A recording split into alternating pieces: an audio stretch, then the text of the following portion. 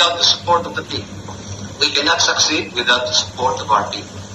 I am happy to see that the reaction throughout the country is favorable. I have received hundreds and hundreds of telegrams from all corners of the Philippines congratulating you and incidentally me for the proclamation of martial law, for the sudden cessation of anarchy and of criminality throughout the land, and of the re-establishment of an atmosphere of brotherhood amongst Filipinos. Now everybody seems concerned about his neighbor.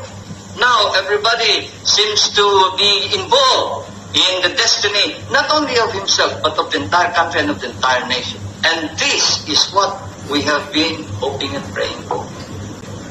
I repeat, it is necessary to reform in order to attain the victory that we seek. It is necessary that we attain all the objectives that we have set. These objectives are, we must give to the poorest man whatever is his due. The rich man must now understand that this is a new kind of society. We will protect his rights. For whether he is rich or poor, he has rights. And those rights are as sacrosanct as the right of the military to dignity and to a reputation and a standard of proficiency to which he is entitled.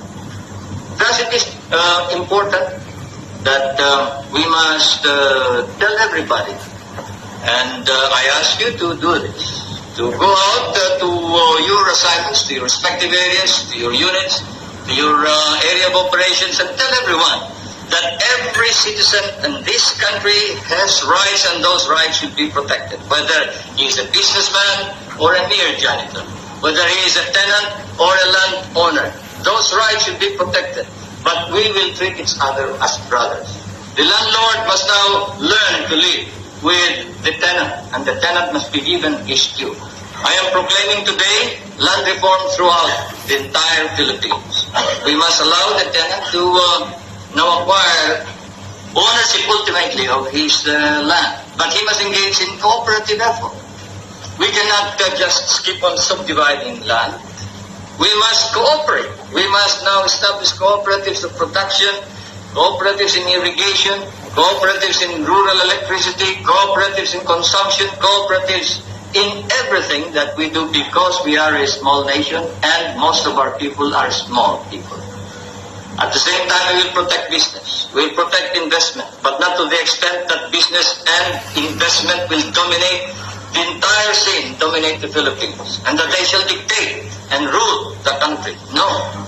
The business section need no fear whatsoever.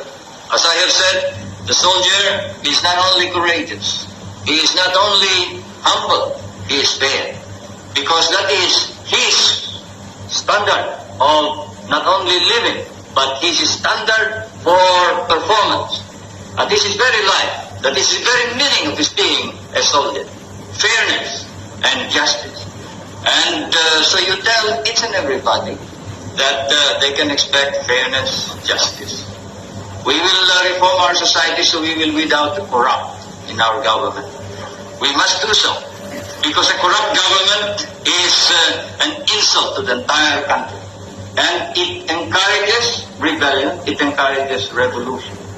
There can be no success, no victory, no achievement if we do not alter and change our political institutions so as to be able to remove the sterile and stop the attainment of the ideals that we have.